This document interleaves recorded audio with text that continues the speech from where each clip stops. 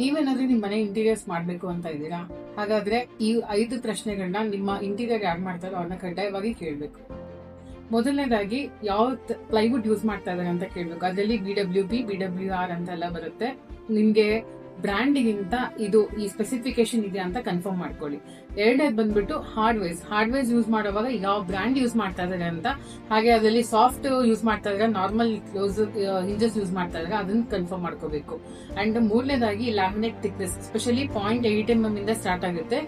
In general ಆಗಿ ನಾವು inside of the wardrobe ಅಲ್ಲಿ 0.8 mm ಯೂಸ್ ಮಾಡ್ತೀವಿ, ಆಮೇಲೆ ಔಟ್ ಸೈಡ್ ಅಲ್ಲಿ 1 mm ಯೂಸ್ ಮಾಡ್ತೀವಿ. ಇದೇನಕ್ಕೆ ಅಂತಂದ್ರೆ ನಿಮ್ಗೆ ಸ್ಕ್ರಾಚ್ ಪ್ರೂಫ್ ಇರುತ್ತೆ, ಹಾಗೆ ಬಬಲ್ಸ್ ಎಲ್ಲ ಬರೋದಿಲ್ಲ, ತುಂಬಾ ಬೇಗ ಹಾಳಾಗೋದಿಲ್ಲ.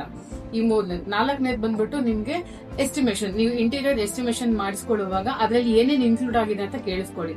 ಅಂದ್ರೆ ಫಸ್ಟ್ ಥಿಂಗ್ ಈಸ್ ಇದರಲ್ಲಿ ಟ್ರಾನ್ಸ್ಪೋರ್ಟೇಷನ್ ಇನ್ಕ್ಲೂಡ್ ಆಗಿದ್ಯಾ, ಆಮೇಲೆ ಆಲ್ ಹಾರ್ಡ್ವೇರ್ಸ್ ಹಿಂಜಸ್ ಎಲ್ಲಾನು ಇನ್ಕ್ಲೂಡ್ ಆಗಿದ್ಯಾ, ಆಮೇಲೆ ಲೈಟಿಂಗ್ಸ್ ಏನಾದ್ರು ಬರ್ತಿದ್ಯಾ, ಅದನ್ನೆಲ್ಲ ಕನ್ಫರ್ಮ್ ಮಾಡ್ಕೊಂಡಾಗ ನಿಮ್ಗೆ ಎಕ್ಸ್ಟ್ರಾ ಅಥವಾ ಹಿಡನ್ ಚಾರ್ಜಸ್ ನಿಮ್ಗೆ ಬರೋದಿಲ್ಲ.